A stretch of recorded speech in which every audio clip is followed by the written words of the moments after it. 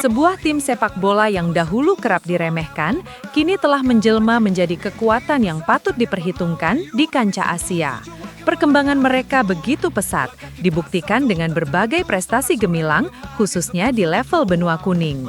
Belum lama ini, tim Garuda bahkan berhasil memecahkan rekor dengan menjadi satu-satunya tim dari Asia Tenggara yang mampu mengumpulkan poin terbanyak di babak ketiga kualifikasi Piala Dunia.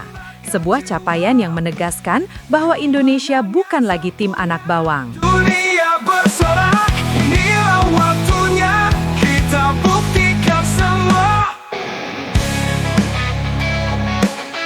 Wow, wow, wow, wow. Hey, hey, hey.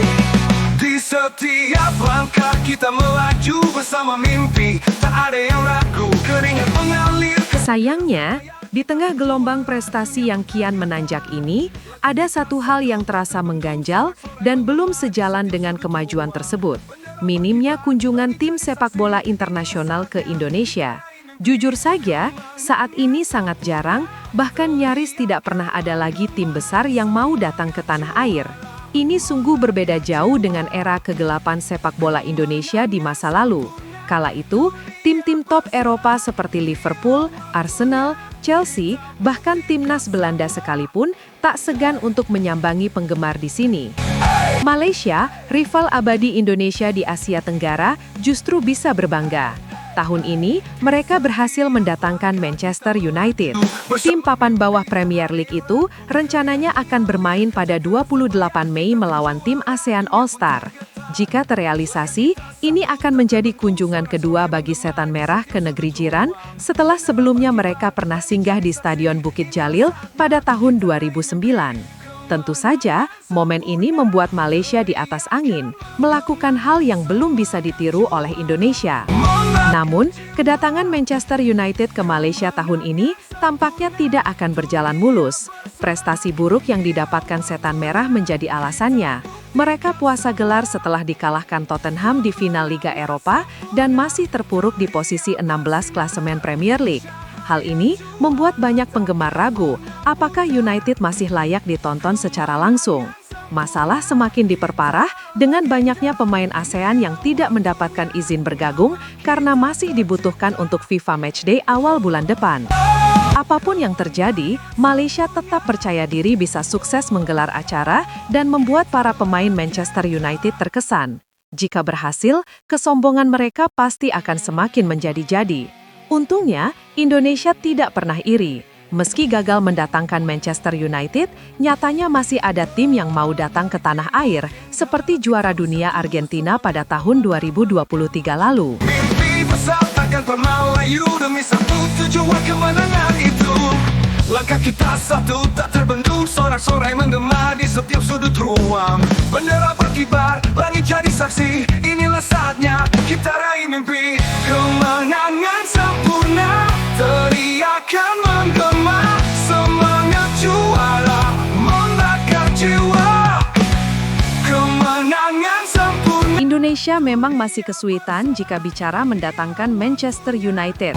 Alasan utamanya tak lain adalah tragedi yang terjadi pada tahun 2009. Sebuah insiden yang berujung pada kegagalan Setan Merah berkunjung ke Indonesia. Bahkan, kabar burung menyebutkan bahwa Manchester United telah memblacklist Indonesia sebagai negara yang tidak akan mereka kunjungi, karena merasa Indonesia tidak bisa memberikan jaminan keamanan yang memadai. Namun anggapan itu seolah terbantahkan dengan sendirinya, mengingat tim-tim besar lain seperti Argentina, Jepang, Arab Saudi, dan Australia justru terlihat sangat menikmati kunjungan mereka ke Indonesia. Kini, secercah harapan baru muncul. Sebuah kabar terbaru menyebutkan bahwa satu tim La Liga berpeluang mengunjungi Indonesia, dan tim itu tak lain adalah Real Madrid. Kode tentang kunjungan mereka berasal dari pernyataan tak terduga Kylian Mbappe. Saat itu, Mbappe, Valverde, dan Jude Bellingham sedang bermain kuis bersama. Salah satu pertanyaan dalam kuis tersebut adalah, negara mana yang memiliki jumlah fans Real Madrid terbanyak? Dengan mantap, Mbappe langsung menjawab Indonesia. Jawaban Mbappe tersebut ternyata benar adanya.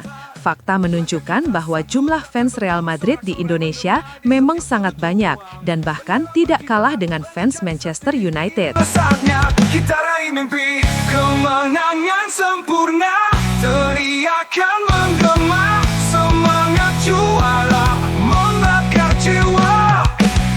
Kemenangan sempurna, dunia bersorak, inilah waktunya kita buktikan semua. Kemenangan sempurna, dunia bersinar, cahaya juara. Sebenarnya, upaya mendatangkan Real Madrid ke Indonesia pernah hampir terwujud pada tahun 2017. Momen itu sangat tepat, karena saat itu Real Madrid baru saja menjuarai Liga Champions. Sayangnya, usaha tersebut gagal total. Alasan utamanya adalah masalah pendanaan. Sebagai salah satu tim terbesar dan tersukses di Eropa, biaya untuk mendatangkan Real Madrid tentu sangatlah fantastis. Hal inilah yang membuat para promotor berpikir dua kali. Apakah sepadan mendatangkan Real Madrid dengan biaya sebesar itu? Keluhan ini pernah disampaikan oleh Tiono Nugroho, seorang presenter olahraga. Menurutnya, pada tahun 2017, dibutuhkan biaya sekitar 40 miliar rupiah untuk mendatangkan Los Blancos ke Indonesia. Kendalanya adalah harga Real Madrid sangat mahal sekali. Klub seperti Madrid dan Barcelona itu di kisaran harga 40 miliar. Beda dengan Valencia yang hanya 6 miliar. Itu belum termasuk hotel yang mereka minta 5 lantai dikosongkan, dan mobil Alphard harus siap 20 buah mau dipakai ataupun tidak. Hal itu juga memakan biaya besar. Juga dihitung-hitung secara bisnis, televisi tidak mungkin bisa bayar segitu. Sponsor juga pasti itu akan rugi bagi mereka. Nah, makanya, hal itu yang bikin Indonesia sulit mendatangkan tim sekelas Real Madrid, jelas Tiono Nugroho kepada media. Namun, untuk tahun ini atau tahun-tahun ke depan, mendatangkan Real Madrid mungkin bukan lagi sesuatu yang sulit. Alasannya adalah sosok ketua PSSI, Erick Thohir, yang diyakini bisa melakukan lobi kepada kubu El Real. Seperti yang kita tahu, Erick Thohir memiliki kedekatan yang cukup erat dengan Roberto Carlos, legenda Real Madrid. Ada kemungkinan Erick Thohir bisa meminta bantuan kepada Carlos agar Los Blancos bersedia datang ke tanah air. Soal biaya, seharusnya tidak lagi menjadi masalah besar, mengingat tim sekelas juara dunia Argentina saja bisa didatangkan ke Indonesia, apalagi Real Madrid. Selain Real Madrid, Indonesia sebenarnya juga sempat dirumorkan akan melawan Uruguay sebelumnya. Kabar ini berasal dari Duta Besar Uruguay sendiri, yang secara terang-terangan ingin melihat negaranya bermain melawan timnas Indonesia. Jika ini terwujud, kemungkinan besar akan terjadi tahun depan, saat kesibukan kedua tim sedikit berkurang. Itu berarti bintang-bintang Uruguay, Fede Valverde, Ronald Araujo, hingga striker terbaik di dunia, Darwin Núñez, berpotensi datang ke Indonesia. Khusus Valverde, ada kemungkinan ia bisa bermain di Indonesia sebanyak 2 kali. 1 kali bersama Uruguay dan 1 kali lagi bersama Real Madrid. Tentu saja jika kedua kunjungan tersebut benar-benar terrealisasi. Lebih lanjut, jika Real Madrid jadi datang ke Indonesia, waktu kunjungannya tidak bisa tahun ini, karena mereka harus bermain di ajang Piala Dunia Antar Klub. Mungkin mereka bisa datang tahun depan saat pramusim tiba. Soal ramai atau tidaknya, tak perlu khawatir, fans sepak bola Indonesia sangatlah fanatik, sehingga tiket yang tersedia pasti akan ludes terjual habis. Jadi, itulah kode yang diberikan oleh Kylian Mbappe kepada Indonesia. Sebuah kode yang bisa saja membuka jalan bagi Real Madrid untuk benar-benar berkunjung ke tanah air kita dalam beberapa tahun ke depan.